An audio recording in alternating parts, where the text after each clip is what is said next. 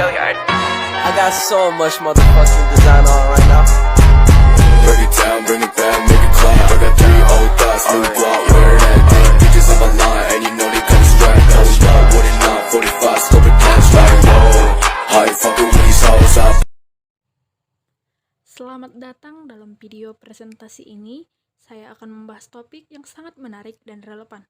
Topik yang akan dibahas di video ini akan memberikan wawasan dan informasi baru yang mungkin belum pernah kita ketahui sebelumnya.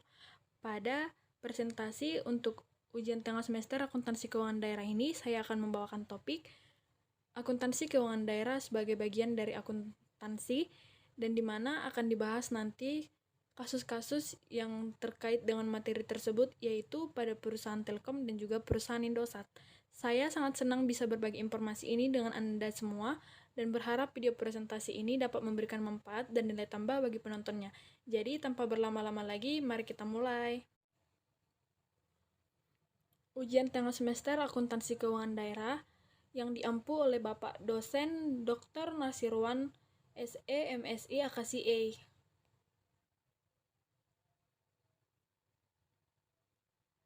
Dengan topik akuntansi keuangan daerah sebagai bagian dari akuntansi. Pada video ini ada 4 pokok bahasan. Yang pertama ada pengertian akuntansi dan akuntansi keuangan daerah. Yang kedua, kedudukan akuntansi keuangan daerah dalam akuntansi. Yang ketiga, lingkungan akuntansi keuangan daerah. Dan yang keempat, ada keterkaitan materi dengan kasus-kasus di Telkom dan Indosat. Yang pertama yaitu pengertian akuntansi. Menurut Accounting Principles Board atau APB, mendefinisikan pengertian akuntansi adalah suatu kegiatan jasa. Fungsinya menyajikan informasi kuantitatif tentang lembaga ekonomi, terutama yang bersifat keuangan yang tujuannya bertujuan agar berguna dalam pengambilan keputusan ekonomis.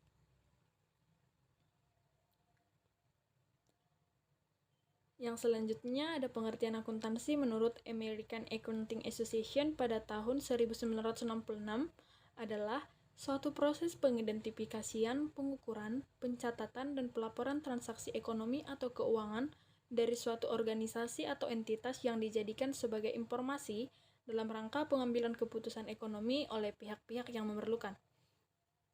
Dalam kedua definisi tersebut, dapat diketahui bahwa peran akuntansi adalah menyediakan informasi kuantitatif, terutama yang bersifat keuangan tentang entitas ekonomi, dan informasi yang dihasilkan oleh akuntansi yang dimaksudkan agar berguna sebagai input yang dipertimbangkan dalam pengambilan keputusan ekonomi yang rasional.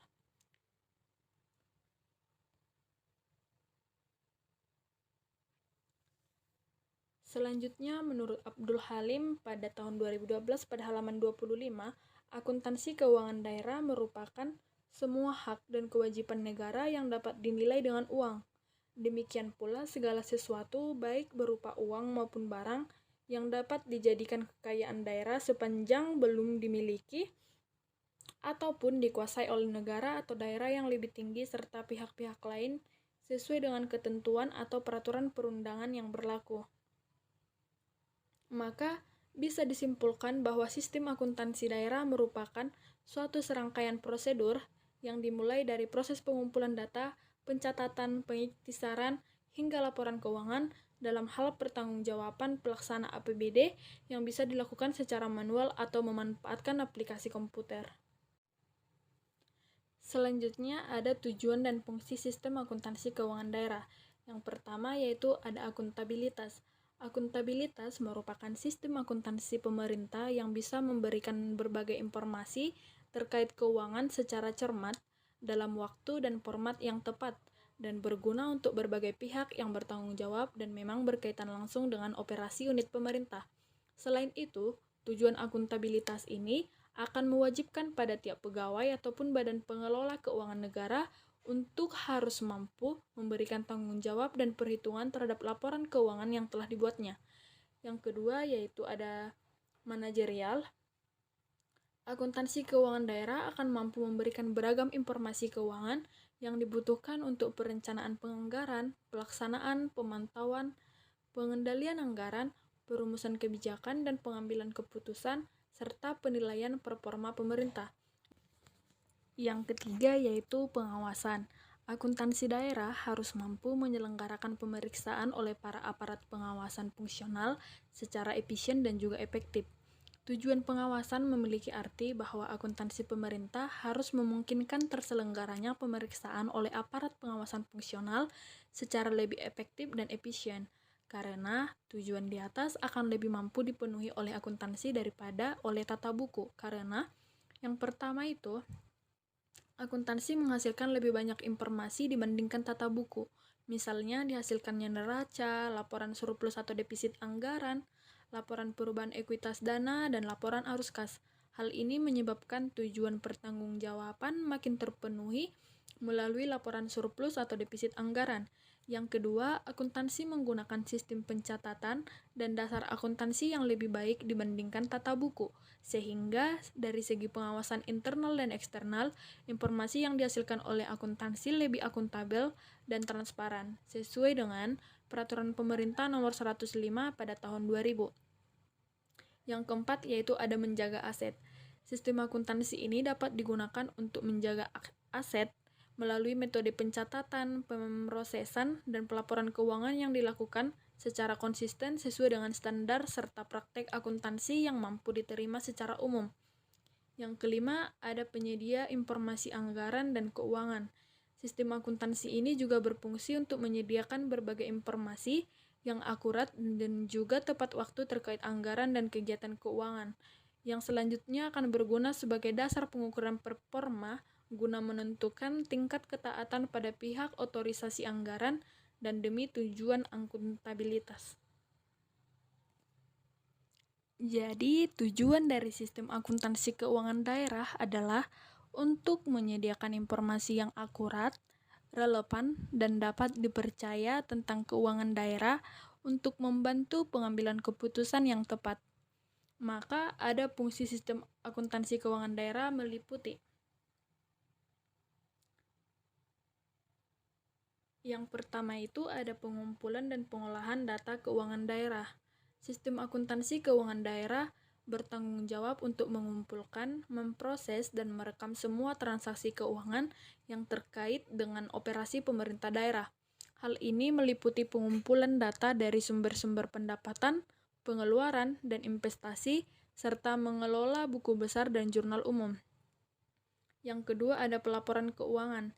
Sistem akuntansi keuangan daerah menghasilkan laporan keuangan yang memberikan informasi tentang keadaan keuangan daerah seperti laporan neraca, laporan laba rugi, dan laporan arus kas. Laporan-laporan ini membantu pengambilan keputusan di tingkat manajemen dan masyarakat umum. Dan yang ketiga ada pengendalian keuangan.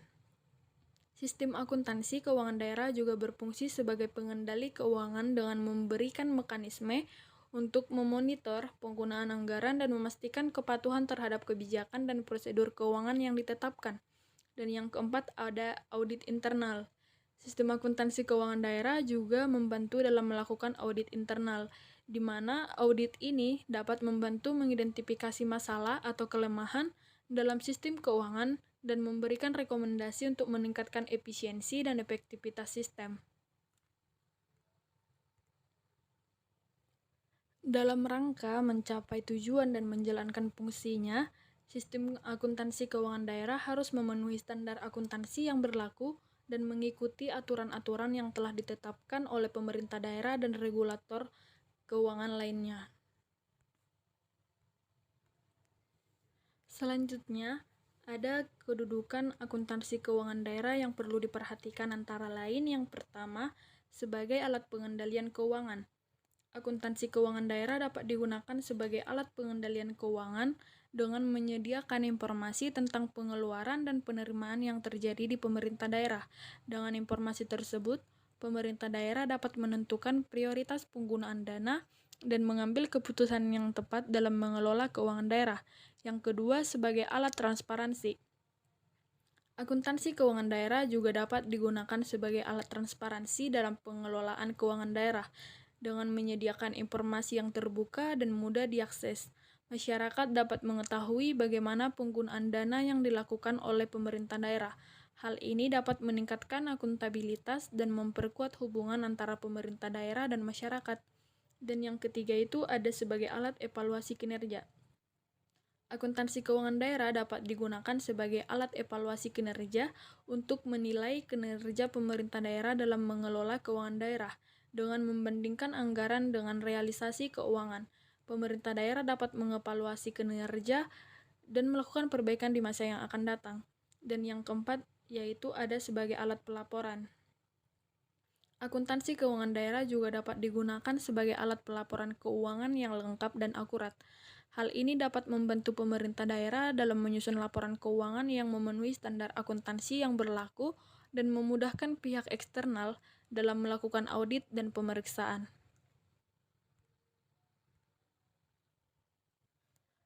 Dalam kesimpulannya, kedudukan akuntansi keuangan daerah sangat penting dalam mengelola keuangan daerah karena dapat memberikan informasi yang akurat dan terkini tentang keuangan daerah sebagai alat pengendalian keuangan, alat transparansi, alat evaluasi kinerja, dan alat pelaporan. Selanjutnya ada kedudukan akuntansi keuangan daerah berdasarkan pemakai laporan keuangan. Yang pertama itu ada akuntansi keuangan dan yang kedua ada akuntansi manajemen. Akuntansi keuangan adalah akuntansi yang ditujukan untuk menyediakan informasi bagi pihak luar entitas pembuat laporan keuangan. Sedangkan akuntansi manajemen adalah akuntansi yang ditujukan untuk menyediakan informasi bagi pihak dalam entitas pembuat laporan keuangan. Untuk mengklasifikasikan akuntansi keuangan daerah dalam penggolongan tersebut, terdapat beberapa hal yang perlu diperhatikan, yakni akuntansi keuangan daerah merupakan bagian dari manajemen keuangan daerah, sehingga konsekuensinya akuntansi keuangan daerah termasuk dalam akuntansi manajemen. Yang kedua, secara terminologi, akuntansi keuangan daerah termasuk dalam akuntansi keuangan. Dan yang ketiga, secara yuridis, akuntansi keuangan daerah berfungsi untuk menghasilkan laporan keuangan bagi pihak luar pemerintah daerah, sehingga akuntansi keuangan daerah cenderung masuk dalam akuntansi keuangan. Dan yang keempat, akuntansi keuangan daerah menghasilkan informasi bagi pihak internal maupun eksternal pemerintah daerah, sehingga dapat digolongkan sebagai akuntansi manajemen maupun akuntansi keuangan. Bagi pihak internal, akuntansi keuangan daerah digunakan sebagai pendukung penyusunan anggaran dan sebagai alat analisis kinerja pemerintah daerah. Dan yang keenam, saat ini akuntansi keuangan daerah belum berkembang sebaik akuntansi di sektor privat. Jadi, kedudukan akuntansi keuangan daerah sangat penting dalam mengelola keuangan daerah karena dapat memberikan informasi yang akurat dan terkini tentang keuangan daerah. Selanjutnya yaitu faktor-faktor yang mempengaruhi lingkungan akuntansi keuangan daerah. Yaitu yang pertama ada peraturan dan kebijakan pemerintah.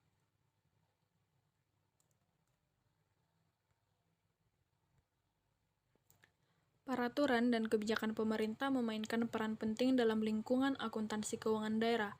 Pemerintah menetapkan aturan dan regulasi yang mengatur proses pengelolaan keuangan dan pelaporan keuangan di pemerintah daerah. Hal ini meliputi peraturan tentang anggaran, pengeluaran, pengadaan barang dan jasa, dan pelaporan keuangan. Yang kedua itu ada sumber daya manusia. Sumber daya manusia juga mempengaruhi lingkungan akuntansi keuangan daerah dengan kemampuan dan keahlian pegawai dalam memahami dan menerapkan standar akuntansi dan peraturan keuangan sangat penting dalam proses pengelolaan dan pelaporan keuangan di pemerintah daerah. Yang ketiga yaitu ada sistem informasi keuangan. Sistem informasi keuangan atau disebut juga dengan SIK mempengaruhi lingkungan akuntansi keuangan daerah. SIK yang baik dapat membantu proses pengelolaan dan pelaporan keuangan di pemerintah daerah menjadi lebih efisien dan lebih efektif. Sistem informasi keuangan ini dapat membantu dalam proses pengumpulan, pengolahan, dan pelaporan data keuangan. Yang keempat itu ada teknologi. Teknologi juga mempengaruhi lingkungan akuntansi keuangan daerah.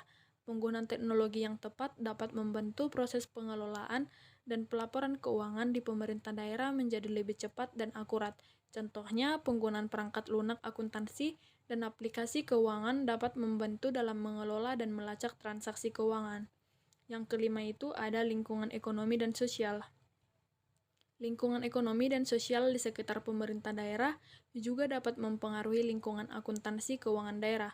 Misalnya, kondisi ekonomi yang kurang stabil dapat mempengaruhi penerimaan dan pengeluaran keuangan di pemerintah daerah. Sementara itu, tekanan dari masyarakat terkait transparansi dan akuntabilitas pengelolaan keuangan juga dapat mempengaruhi lingkungan akuntansi keuangan daerah. Dalam kesimpulannya, lingkungan akuntansi keuangan daerah terdiri dari berbagai faktor yang mempengaruhi proses pengelolaan dan pelaporan keuangan di pemerintah daerah. Faktor-faktor tersebut antara lain peraturan dan kebijakan pemerintah, sumber daya manusia, sistem informasi keuangan, teknologi, serta lingkungan ekonomi dan sosial. Semua faktor ini harus dikelola dengan baik agar proses pengelolaan keuangan di pemerintah daerah dapat berjalan dengan efektif dan efisien. Selanjutnya yaitu lingkungan akuntansi keuangan daerah. Yang pertama ada DPRD atau Dewan Perwakilan Rakyat Daerah. DPRD adalah badan yang memberikan otorisasi kepada pemerintah daerah untuk mengelola keuangan daerah. Yang kedua ada Badan Pengawas Keuangan. Badan Pengawas Keuangan adalah badan yang melakukan pengawasan atas pengelolaan keuangan daerah yang dilakukan oleh pemerintah daerah. Yang termasuk dalam badan ini adalah Inspektorat Jenderal dan Badan Pemeriksaan Keuangan. Yang ketiga itu ada investor, kreditor, dan donatur. Pihak eksternal yang termasuk dalam kategori investor, kreditur, dan donatur meliputi badan atau organisasi seperti pemerintah, lembaga keuangan, maupun lainnya, baik dari dalam negeri maupun luar negeri yang menyediakan sumber keuangan bagi pemerintah daerah. Yang keempat itu ada analis ekonomi dan pemerhati pemerintah daerah.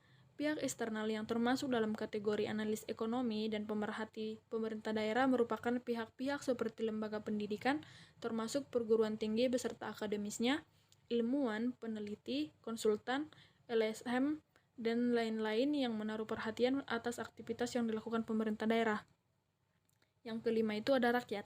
Rakyat di sini adalah sekelompok masyarakat yang menaruh perhatian kepada aktivitas pemerintah, khususnya yang menerima pelayanan pemerintah daerah atau yang menerima produk dan jasa dari pemerintah daerah. Yang keenam, ada pemerintah pusat dan pemerintah daerah, termasuk provinsi, kabupaten, atau kota, di mana pemerintah pusat memiliki kepentingan yang sangat kuat dengan pemerintah daerah karena tentunya memerlukan laporan keuangan pemerintah daerah untuk menilai pertanggungjawaban gubernur sebagai wakil pemerintah. Dan pada pemerintah suatu daerah dengan daerah lain bisa saling berhubungan dan memiliki kepentingan dalam hal ekonomi, misalnya dalam hal melakukan pinjaman.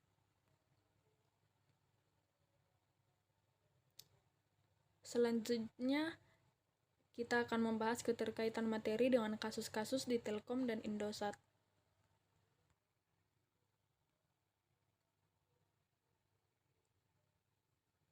Nah, yang berikut ini kasus-kasus di Indosat. Beberapa kasus mengenai keuangan dan pengelolaan Indosat yang pernah terjadi. Ini bisa dikaitkan dengan akuntabilitas atau laporan pertanggungjawaban keuangannya, yaitu yang pertama, kasus utang Indosat yang mencapai 28 triliun pada tahun 2019.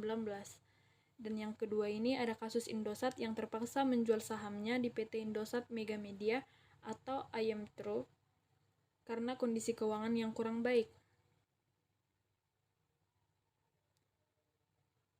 Dan yang ketiga, kasus Indosat yang mengalami penurunan laba bersih di kuartal ketiga pada tahun 2020 sebesar 97,5% dibandingkan tahun sebelumnya.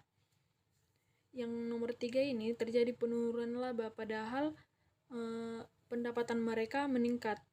Yang keempat, pada tahun 2018, Indosat Ooredoo mengalami kerugian sebesar 7,9 triliun atau sekitar 560 juta US dollar. Beberapa faktor yang menyebabkan kerugian tersebut antara lain penurunan pendapatan dari bisnis seluler, penurunan nilai tukar rupiah yang mempengaruhi biaya bunga, dan adanya biaya restrukturisasi untuk mengurangi jumlah karyawan. Yang selanjutnya, kasus-kasus Indosat yang terkait dengan akuntabilitas, yaitu yang pertama, kasus pemblokiran layanan internet di Papua dan Papua Barat pada tahun 2019.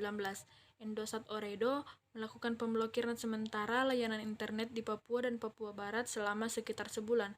Hal ini dilakukan atas permintaan pemerintah Indonesia yang menyatakan bahwa pembatasan akses internet diperlukan untuk mengendalikan wacana separatisme di daerah tersebut.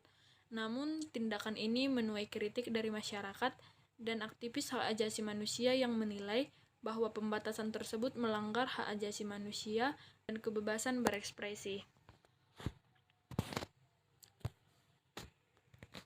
Yang kedua itu ada kasus kerugian akibat penghapusan pulsa prabayar pada tahun 2018. Pengguna Indosat mengeluhkan kehilangan pulsa prabayar mereka secara tiba-tiba tanpa alasan yang jelas. Indosat kemudian mengakui bahwa hal tersebut terjadi akibat kesalahan teknis pada sistem mereka dan menawarkan kompensasi berupa bonus pulsa kepada pengguna yang terdampak. Namun beberapa pengguna merasa bahwa kompensasi yang diberikan tidak sebanding dengan kerugian yang mereka alami. Dan yang ketiga ada kasus pelanggaran privasi pengguna pada tahun 2017, di mana Indosat Ooredoo terbukti melanggar privasi pengguna dengan membocorkan nomor telepon dan alamat email sekitar 2,4 juta pelanggannya. Data tersebut kemudian dijual ke pihak ketiga tanpa izin dari pengguna, yang menyebabkan kekhawatiran tentang kemungkinan penyalahgunaan data pribadi tersebut. Indosat kemudian meminta maaf dan menjanjikan tindakan perbaikan dan pengawasan yang lebih ketat terhadap data pengguna mereka. Dan yang selanjutnya, kasus-kasus Indosat yang terkait dengan pengawasan yang rendah. Yang pertama itu ada kasus pemblokiran aplikasi Telegram oleh pemerintah Indonesia pada tahun 2017. Indosat menjadi salah satu operator seluler yang mengikuti kebijakan tersebut.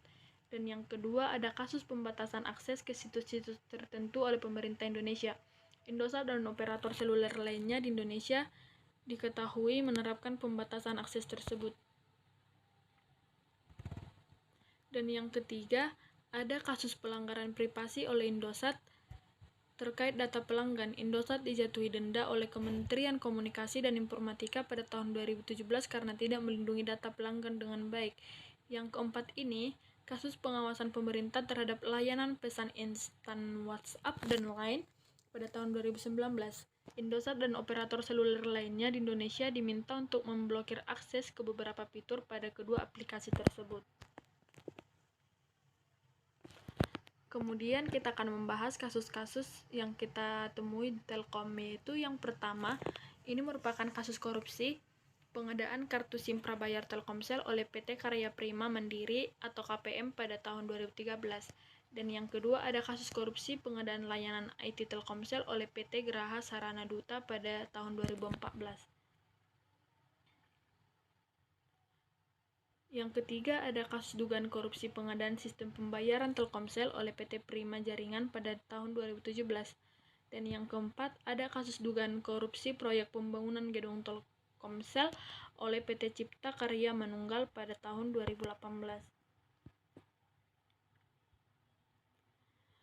Selanjutnya yang terkait dengan akuntabilitas yang terjadi di Telkomsel, yaitu yang pertama kasus dugaan korupsi proyek pengadaan telekomunikasi dengan PT Elektrindo Nusantara pada tahun 2018.